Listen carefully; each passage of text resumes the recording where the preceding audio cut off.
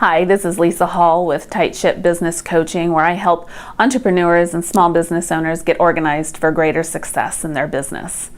And today I want to come to you and just talk to you about a fantastic book that I just finished reading. It really changed my thoughts on the whole sales process and has given me something to think about. It's called Go for the No by Richard Fenton and Andrea Waltz. This is a little short book with a very powerful message, so I really encourage you to read it. It'll really get you thinking about the traditional sales model that you've thought of before and been trained in. This book reminds us as entrepreneurs that it's okay to fail. In fact, failing is what's really going to get us that true success that we all want and desire. And if you look at any famous people out there, they can tell you countless stories about when they failed and how they were able to overcome those obstacles to push themselves even further, and the lessons that they learned from those failures. Remember when you were a child and you would go to the toy store or to the grocery store with your mom and you would ask for something over and over again? You know, remember the child saying, "I'd like to have a cookie. Can I have a cookie, please?" And your mother saying, "No, no, no, no."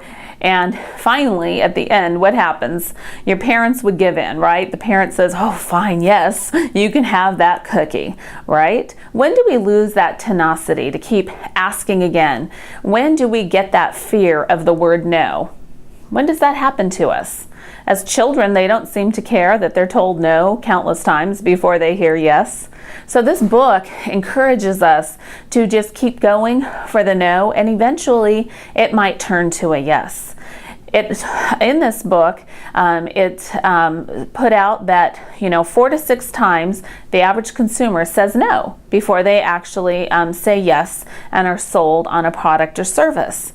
Now, here you want to be a little careful, of course. You don't want to pester people. You don't want to walk in a room and they say, "Oh no, here she comes," when she's going to try to hit me up for a sale again.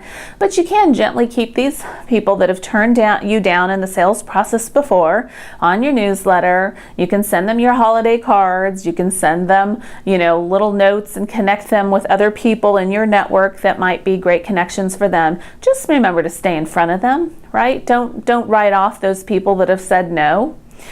This book also turns the thinking about sales around, and it says instead of going for your weekly sales quota, say you set your goal to sell 4 to 6 products or services this week.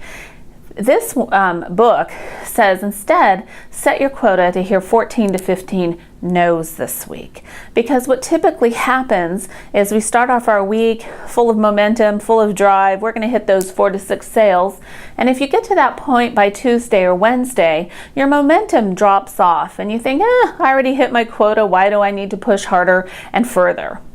But if you go for the no and you have a larger number of no's to hit, what will happen is along the way you're going to hear yes, and it keeps your momentum going for the entire week, increasing your sales overall for not only the week, for the month, and for the year.